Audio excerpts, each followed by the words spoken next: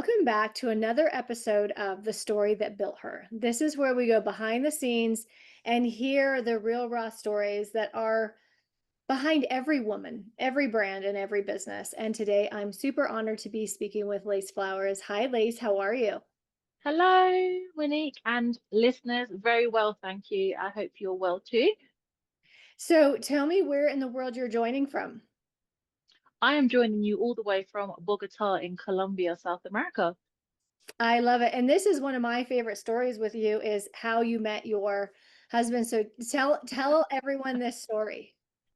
Okay, so I have been traveling Latin America since early 2022, and I was called to come to Mexico to begin with.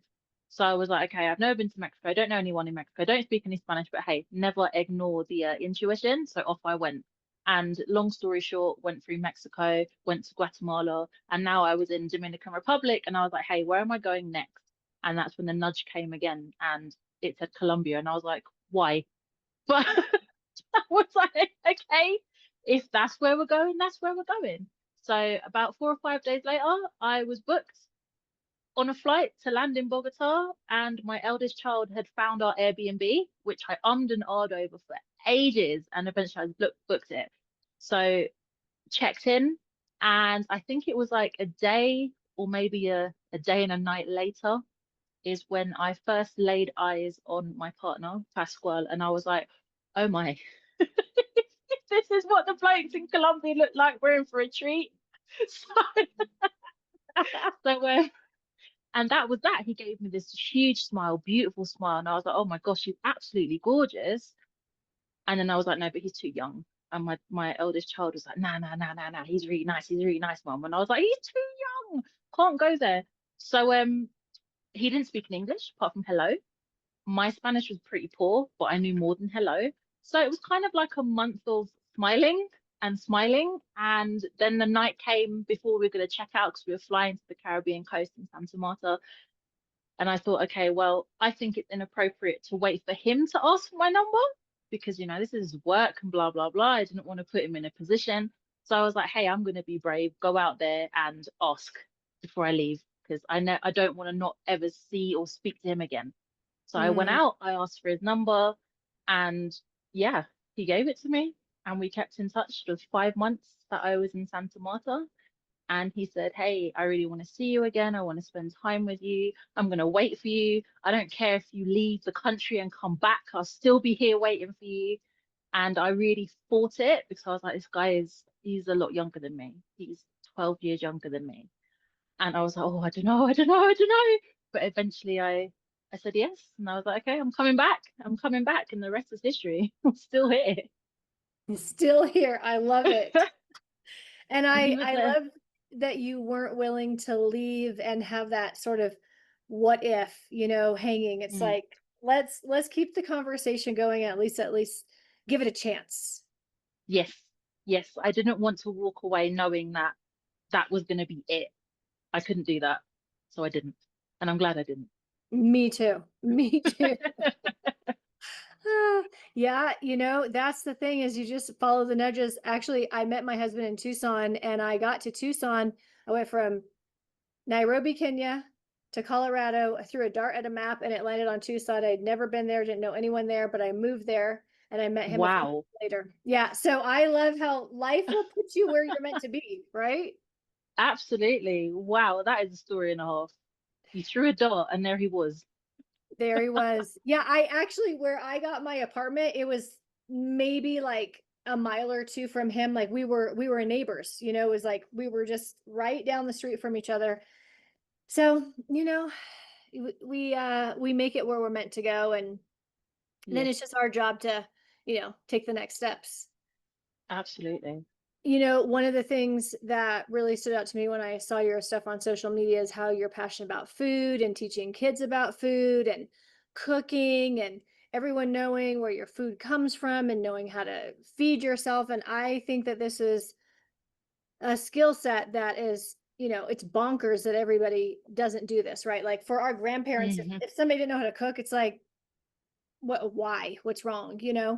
Why were you not raised right? Absolutely. Like, why are you here? Or when, like, I see these reels and they ask kids, like, "Where do eggs come from?" And they're like, "The store?" And "Oh god," you Oh, know? So, tell me how this passion and this direction started. What was the beginning, sort of the epiphany that blew this open? okay. Well, the epiphany was I was never taught to cook, although I come from a long line of cooks. My mum's been a professional chef for over 40 years. So I grew up eating great food, right? I was surrounded by it. I grew up in a Jamaican family. So, the food was on, right? My granddad's Mhm. wife was an amazing cook, always cooking for dead yard, which if you're uninitiated, that's funerals. We call it dead yard. Um, but I grew up with this, but I never needed to cook because everyone was always feeding me.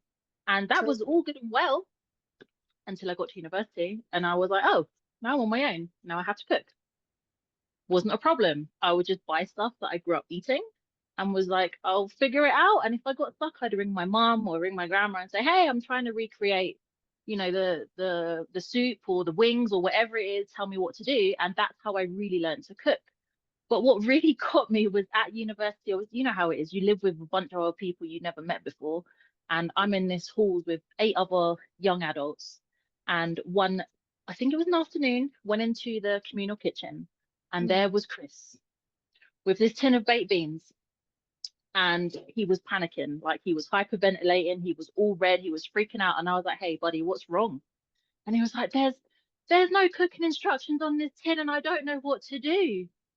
And I was Mm. like, wow, okay, this is not good. Like how did you get to university? You've got a nice car, you've got like a laptop. I rolled up with pots and pans and some Jamaican spices, and my guy can't cook. So his parents had set him up for success, but they'd Mhm. forgotten to teach him how to eat. So I actually coached him through heating up the baked beans, which he was poking with this wooden spoon like they were gonna jump out the pan and attack him. And I just thought, nah, man, that was the epiphany for me because that's when I decided at 18 years old, when I had children, which I hadn't planned for, but I Mm. knew if it was going to happen, there was no way that they were going to get to university and have a meltdown over baked beans. It was not going to happen. Not on my watch. It just couldn't happen. So that was the epiphany. And two Mm. years later, I had my first child. So, and once that child was two, right into the kitchen.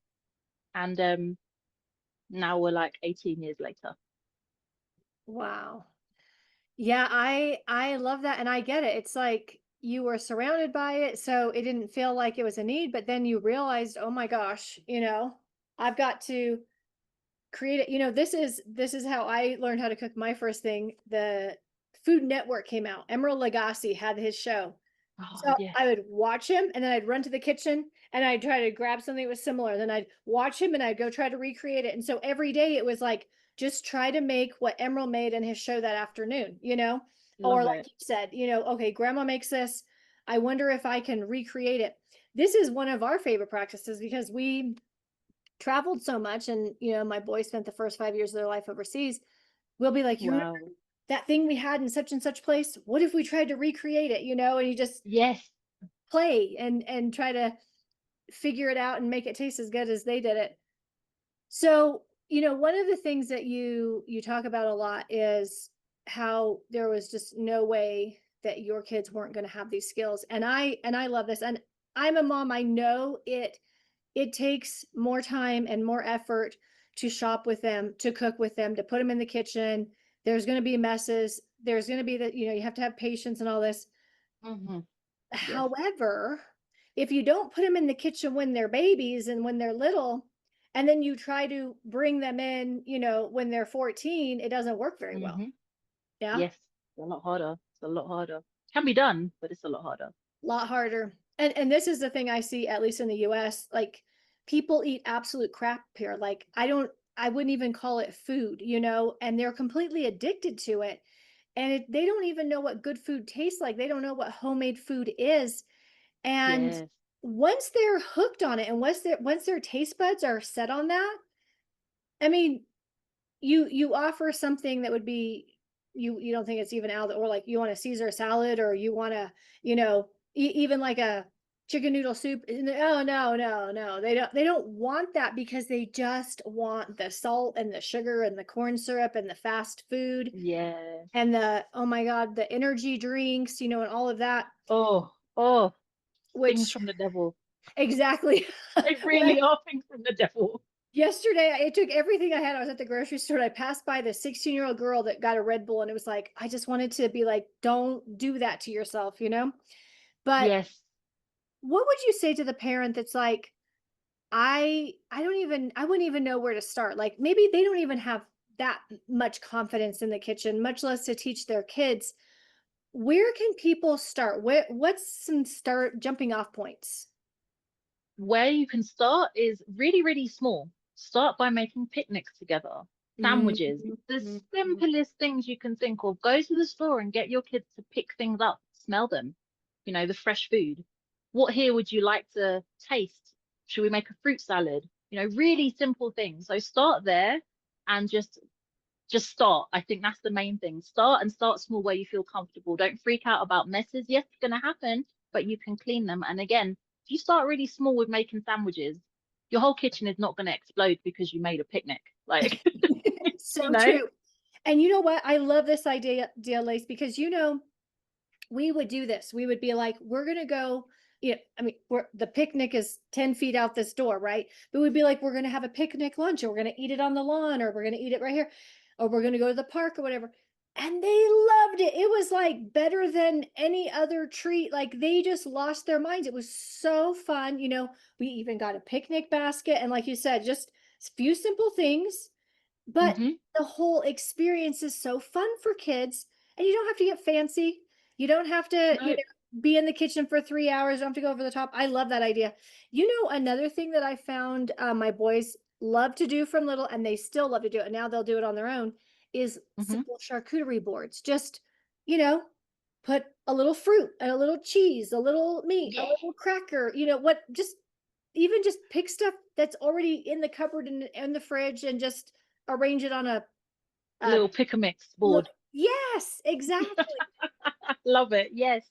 And it's so simple, but still the children are choosing their own things. They're getting their hands on stuff that they may not if they're just eating junk, and they're making their own choices. And that's still putting a meal together. Very simple, but that's the point. It doesn't have to be complicated. And then you just move from there. Absolutely. One of the things that I uh observed before I had kids was how many kids were picky eaters. Like Mm, wouldn't eat anything or just would like, you know, throw everything around their plate or just were not appreciative at meal times, didn't know how to behave at the table. And like this was one of the things I said, dear God, don't give me that child because I will, you know, mm. and and what I realized it's not about the child, it's about the parent. yeah. What would Yeah. you say to parents who are like, my kids are so picky, or they don't want to eat anything I make, or they don't even want to sit down at meal times? What would you say to them to get the kids more involved? Well, I would say first get them involved in the cooking and the choosing of the food. Hey, what kind of food do you want to eat today? What should we make together? Let's go to the shop. Let's buy the things. Help me pick it out. Give them a list. Or if they're too small to read, explain things. I want you to go find, no, these are the tomatoes. Choose the nicest one, and just get them involved. I think that really helps. And stop giving a bazillion choices. You are not cooking 6 meals every night for 6 people. It's not happening. Not in my house. Thank This you. is the food. Find something to eat. That's how it works when I was growing up, and it does work. It doesn't mean the child has to eat everything that's on that plate, but they will find something that's on that plate because you, as the parent, will know what they're going to eat anyway. There's got to be something on there, and then throw in something new. If they don't want to eat, that's fine, but we have to be the role models. And if we will or only give them what we think they eat, of course, they're never going to eat anything else. They don't have any other choices. So they need to see us eating all the things, and we need to be giving them the opportunities over and over and over and over again to eat the things. And it works because my child, my youngest, didn't used to eat tomatoes. It's an example. But she'd see me eating salads every single day, eating tomatoes. And then she just suddenly asked, we went into a shop actually, we went into a little mum and pop store. And I said, I need some nice tomatoes for the burgers we're making tonight. So she went and she found this huge, gorgeous, sexy beef tomato and was like, Mm. this one, mummy, this one. And I was like, that is a beautiful tomato. And I get excited about food like this, so I think that kind of helps to infuse that excitement, but that's because I'm genuinely excited. It's not fake. Um, and we cut this tomato and she actually asked for some in the burger and she ate it. So she still wasn't eating tomatoes on their own, but she ate them inside of the burger. Then she started eating them inside of sandwiches and saying, I would like tomatoes. I really enjoyed that tomato. Can I have some more? And now, if I just put slices of tomato on her plate, she will choose them as part of her salad and she will eat them. And that's because we have that repetition and we don't just say, oh, well, we put something in front of you once and you don't eat it. No, that's not the case. That's how we learn is by repetition. So keep repeating it and make sure that you're modeling the right things too. And the earlier you start, the easier it's going to be. Say it again. Oh my gosh, it does. Later is not easier. Older is not easier. Tomorrow is not Mm, easier. Like yes, the younger, the better. And it's true. It starts with the parents. Like for myself, I have a sweet tooth. And I'm mm, aware that instead of buying something sweet, what I'm committed to doing is making it. So at least yes. it's a process, it's an experience, it's from scratch. We know what the ingredients are. I told you Yes. I'm on this Dubai chocolate kick, right? So I'm making Dubai chocolate like every week. And it's like, okay, Mm, well, if we're gonna do this, we're gonna actually make it together. And this is, same with desserts and pastries. Like, our last of our plums were ripe yesterday. Now, oh, yum. it's like you said, get them involved. You go pick the plums, then we cut the plums, then we make the plum cake. And guess what? What do you know? They love plums. Now, maybe not all Yes. kids would, but when you take it through all the way, then they have pride in it and they were part of the Yes. process, right? Yes. And that makes them curious to taste it as well. Yeah, exactly. Because it's like now they definitely want to taste it because they just made it. Yes. And it's not somebody else just imposing it on them. It's like, hey, I'm part of this. This is my thing. Hmm. Yeah, and I agree. This short order cook mom, like, is not helping anybody, making something different for everybody and trying to accommodate everyone. First of all, you're gonna It's go not. nuts as a mom. You're gonna be cuckoo for Cocoa Puffs. And you're gonna just make your kids you're ruining them for all of us. Sorry, I hate to tell you that, right? It's true. So I love this. What are you working on next, or what are you excited about now? Oh my goodness, I'm excited about so many things. So at the moment, I have just rebranded, so that's really exciting. And I have a membership which is called the Elite Performance Kitchen and Business. So we're bringing the two things together where we're installing family systems, which is a lot like the stuff we talked about. So you are creating capable, confident kids via the kitchen. So they're learning those skills from as young as possible. And then what happens is you end up having kids who will go and help prep the dinner for you. So okay, yeah, you need to put in some time and some effort to begin with, but it pays off because I can ask my 4-year-old, hey, we're having soup tonight, for example, and you go and peel the carrots. She can go and handle that. No, not with a knife, with a peeler for you freaking out. But she can go Yes. do those things.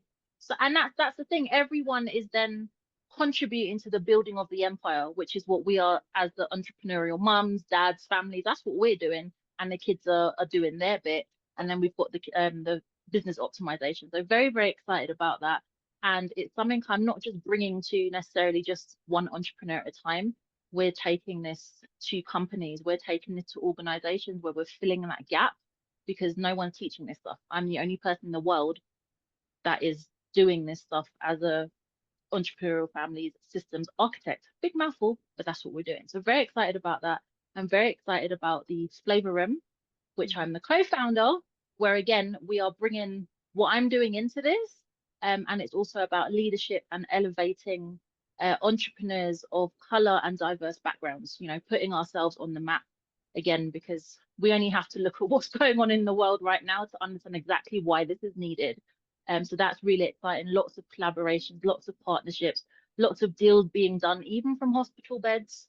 We're elevating our members and ourselves as leaders in this space and looking to change the face of entrepreneurship as we know it. We're doing an industry paper to show that we are serious. and we're highlighting the things that need to be talked about, but nobody seems to have the balls to talk about, so we're doing it. I love it. And, when you talk about having everyone contributing and really like building an empire and showing what that looks like, this is what I've noticed is when you include your kids in your home, in your meals, in what's going on, you will actually have an understanding of how capable they are. Oh my goodness, yes. Even at a young age, they can do so much more than I think most parents give them the credit for. And Absolutely. when you enforce that and when you affirm that, yes, you are capable, and you know what, this is your job and you're doing a great job, and this is helping with the bigger picture.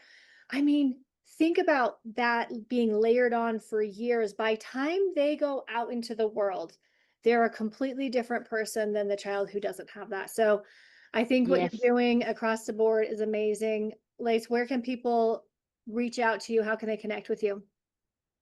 I think the best way at the moment, because I'm slowly transitioning away from the socials, is to visit my website, empire.kitchen. Very, very simple. Or send me an email, lace@empire.kitchen. And I'm also kind of hanging around on Facebook at the minute. So you can find me at Facebook/I am Lace Flowers. I love it. Thank you so much for taking the time to have this conversation and for the work that you do. Until next time, let's get our kids in the kitchen, give them a job, and like you said, Absolutely. lead by example. Until next Thank time. you so much, Monique. Ciao. Ciao.